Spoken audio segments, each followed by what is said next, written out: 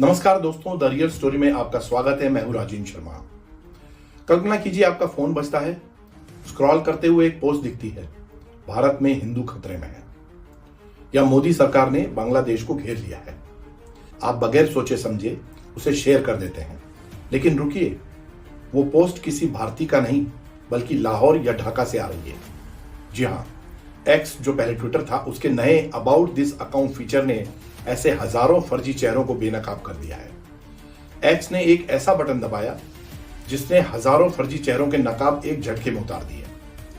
अब हर पोस्ट के नीचे अबाउट दिस अकाउंट, मतलब वो जो लिख के आएगा ना, वो बटन दबाएंगे आप तो आपको एक तरह से पूरी जानकारी आपके सामने आ जाएगी, बूम करके।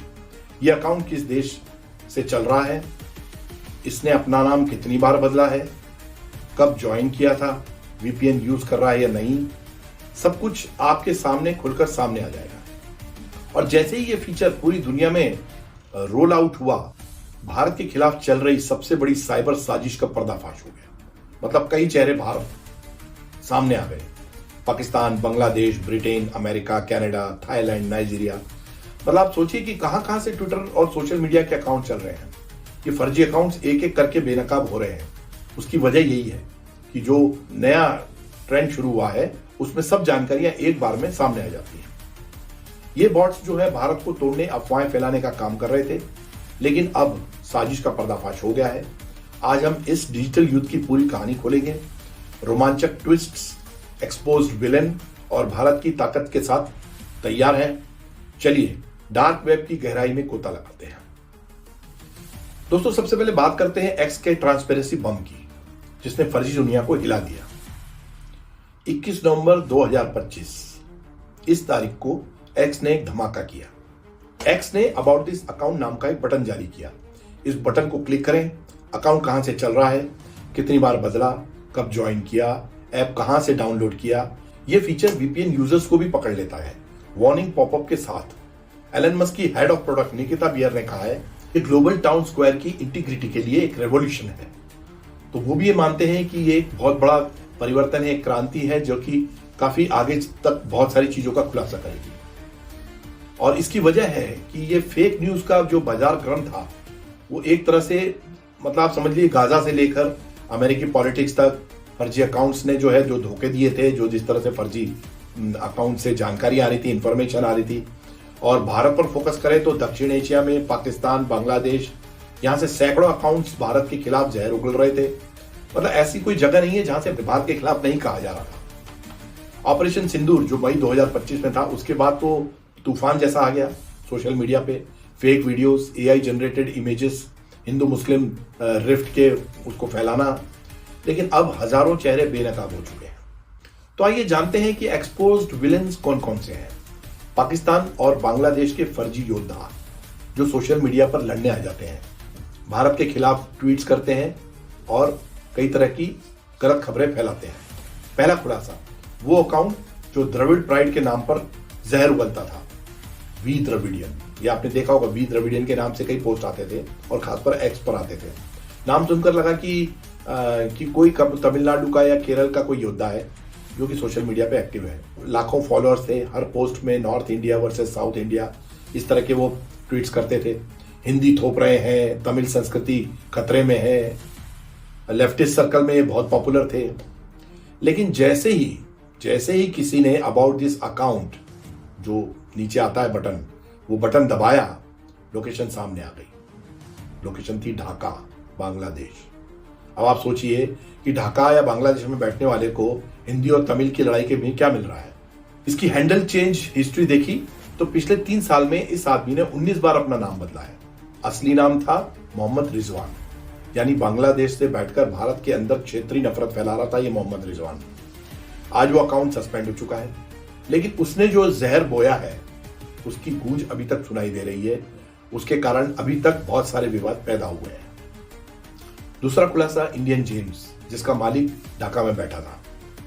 एक अकाउंट है इंडियन जेम्स, इसकी प्रोफाइल पिक्चर में तिरंगा, एकदम भारत का तिरंगा लहराया हुआ है।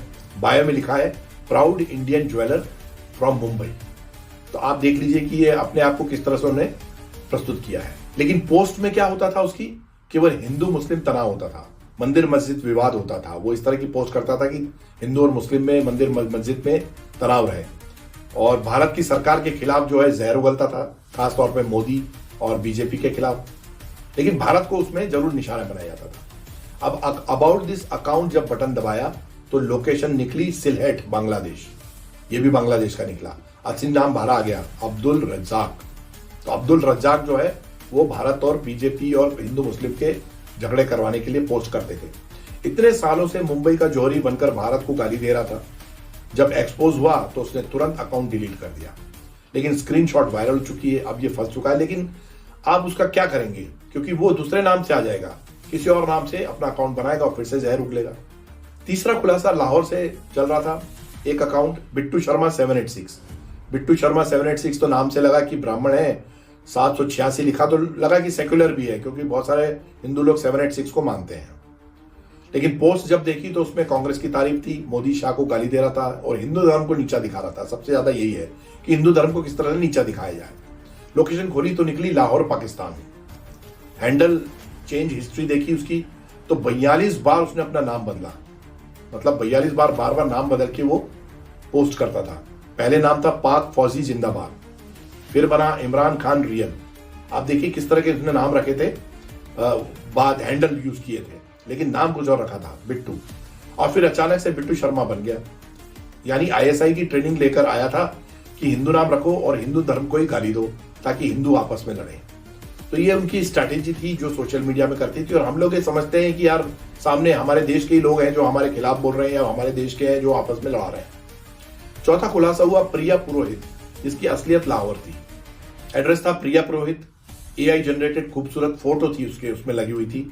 बायो में लिखा था journalist, women rights activist, Gujarat. तो ये महिलाओं के अधिकारों के लड़ने वाली गुजरात की एक पोस्ट समझते थे कि वहां से आ रही है।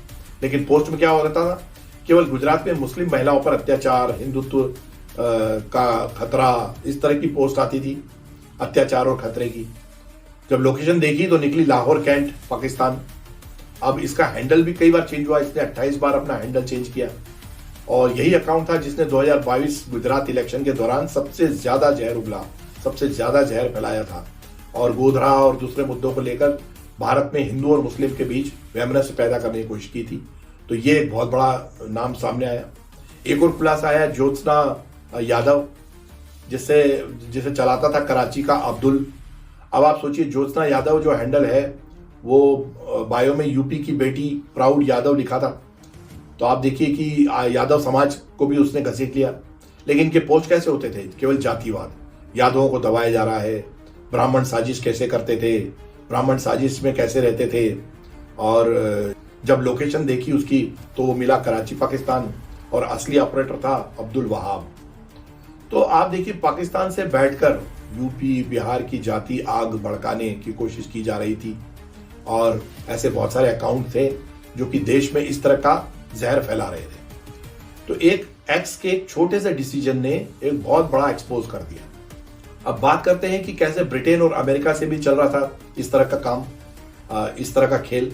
लंदन से जो है mega nation, make America great again तो बोलते हैं, लेकिन ये मेगा नेशन करके भारत को फांसीवादी देश बता रहा था। न्यूयॉर्क से साउथ एशिया एनालिस्ट, ऐसा लगता था कि कोई थिंक टैंक है, असल में आईएसआई फंडेड था। कनाडा से खालिस्तान अकाउंट्स पंजाबी हिंदू बनकर पोस्ट कर रहे थे। थाईलैंड और नाइजीरिया से भी बॉट फार्म्स थे, एक ही पोस्ट हजारों अकाउंट से एक साथ भेजी जा रही थी और कई तरह से झगड़े करने की कोशिश की जा रही थी। आज एक्स का नया फीचर अब 78% यूजर तक पहुंच चुका है। पिछले 96 घंटों में 842 एंटी इंडिया फर्जी अकाउंट्स एक्सपोज और सस्पेंड हो चुके हैं। 42% पाकिस्तान से हैं, 31% बांग्लादेश से हैं, 18% ब्रिटेन, अमेरिका, कनाडा से हैं, 9% अन्य देशों से, जिसमें साउथ एशिया लिख देते हैं वो लोग कि साउथ एशिया से है। तो इस तरह जहर फैलाने की कोशिश की जा रही थी। आप लोग सतर्क रहें इसमें। पीआईबी फैक्ट चेक ने 47 फेक वीडियोस फोटोज को बेनकाब किया जो अभी भी व्हाट्सएप पर वायरल है। तो ये सभी ग्रुप में आते हैं, व्हाट्सएप, एक्स अकाउंट, फेसबुक, इन सब में ये लोग करते थे। हैकर्स ग्रुप APT36 और सिलहेट गैंग, इनके 28 मेंबर्स की लोकेशन ट्रेस हुई है। पाकिस्तान और बांग्लादेश में छापे की खबरें भी सामने आई हैं। कुछ जगह छापे पड़े हैं लेकिन दिखावटी हैं वो। वहां पे अगर उनकी सरकार के खिलाफ कुछ कहा जाता है तो वो उसको पकड़ते हैं, बाहर के खिलाफ करने वाले को नहीं पकड़ते। एक्स के फाउंडर और अरबपति एलन मस्क ने ट्वीट किया। एलन मस्क ने कहा कि transparency is the best disinfectant, fake accounts are running for cover. मतलब कवर देने के लिए फेक अकाउंट्स बनाए हैं, इसलिए ट्रांसपेरेंसी रखना बहुत जरूरी है। भारत सरकार ने एक्स के साथ नया एमओयू साइन किया है। अब हर संदिग्ध अकाउंट की डिटेल सीधे साइबर सेल को मिलेगी। एक्सपोज फेक्स नाम का जो हैशटैग है पिछले 48 घंटों में 1 बिलियन लाख बार यूज हुआ है। तो जब भी कोई देख रहा है उसको एक्सपोज फेक्स को डाल रहा है, मतलब जानकारी बहुत तेजी से जनता तक पहुंच रही है। लोग समझ गए हैं कि ऐसे बहुत से अकाउंट है जो फेक अकाउंट है और इनकी पड़ताल होनी चाहिए, इनको बंद करना चाहिए। ऑपरेशन सिंदूर में पाक जो है वो बॉट्स ने फेक न्यूज फैलाई थी। भारतीय एयरबेस डिस्ट्रॉय हो गया, पुरानी इंडोनेशियन वीडियो के क्लिप्स उन्होंने यूज करके ये सब दिखाया था। पश्चिम बंगाल में आरजी कर केस में 32 अकाउंट्स ट्रेस हुए थे जो बंगाल में बांग्लादेश जैसी क्रांति चाहते थे। वो चाहते थे कि भारत में भी, पश्चिम बंगाल में भी इस तरह की क्रांति हो, बवाल मचे। 2025 में इंडिया पाकिस्तान क्राइसिस में पाक बंगला हैकर्स ग्रुप AP36 और बांग्लादेश का डायनेट हैकर्स सिलेट गैंग, इन्होंने इंडिया साइट्स टारगेट की और 1.5 मिलियन साइबर अटैक्स लॉन्च किए। मतलब करीब 15 लाख साइबर अटैक्स लॉन्च किए थे इन्होंने देश में। इस दौरान फेक इंफॉर्मेशन सर्कुलेट की, जैसे क्वेटा पर कब्जा या Karachi port destroy. AI deepfake पे तो शाहबाज शरीफ का डिफीट वीडियो, मतलब हार गए हैं, वो चल रहा था। रियलिटी क्या थी? पाकिस्तानी ISI का प्रोपेगेंडा, जिसे 200 मिलियन से ज्यादा व्यूज मिले, मतलब 20 करोड़ से ज्यादा व्यूज पाकिस्तानी के प्रोपेगेंडा को, फेक प्रोपेगेंडा को मिल रहे थे। यह साजिश सिर्फ साउथ एशिया तक सीमित नहीं थी। ब्रिटेन से ऑपरेट हो रहे कुछ अकाउंट्स जैसे EU डिसइंफो लैब, इन्होंने इंडियन क्रॉनिकल्स एक्सपोज नाम से पोस्ट किए, लेकिन इसका असर रिवर्स हो गया, उल्टा असर पड़ गया।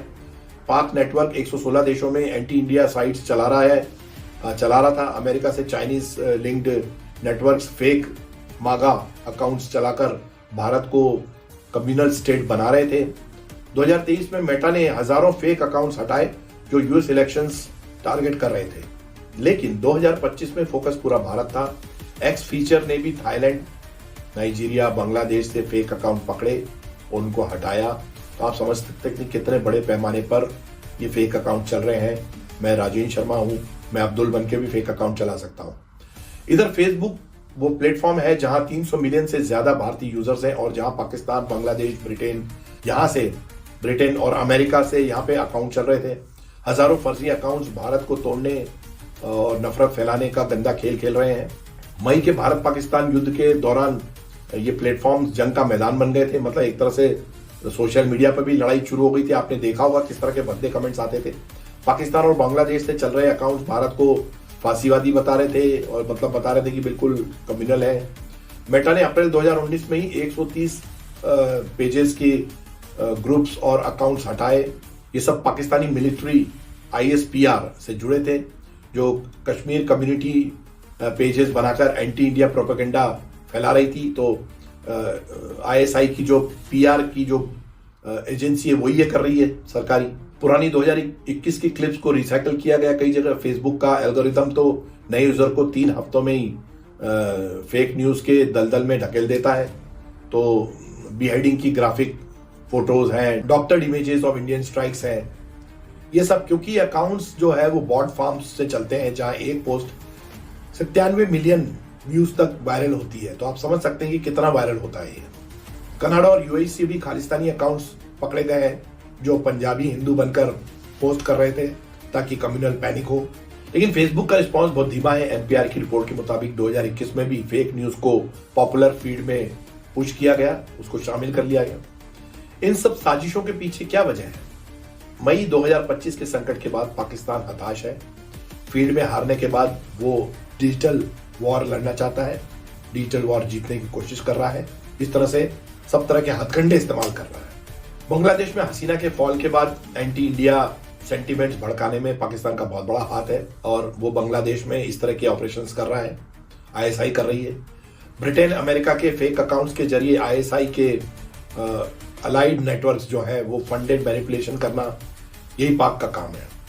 और इसकी वजह है कि ताकि कम्युनल राइट्स हो भारत में, पैनिक फैले, इंटरनेशनल इमेज खराब हो, ये सब भारत में वो करना चाहता है, भारत को कमजोर करना चाहता है।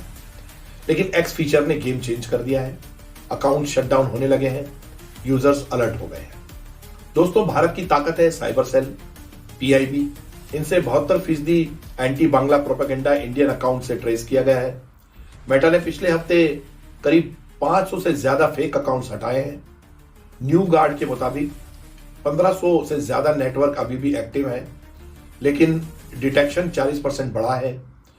पीआईबी ने फेक वीडियोस बस्ट किए हैं, जैसे तालिबान में इंडियंस कैद, पुराना क्लिप लगा तो वो पकड़ा गया। लेकिन खतरा अभी भी है।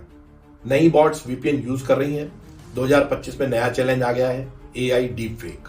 ये बहुत बड़ा चैलेंज है दोस्तों। ये फॉग ऑफ वॉर है, मिस इन्फॉर्मेशन का तूफान, जो एक्स, व्हाट्सएप, फेसबुक और नए नए कितने सोशल मीडिया पे चलता है, वहां फैलाता है ये।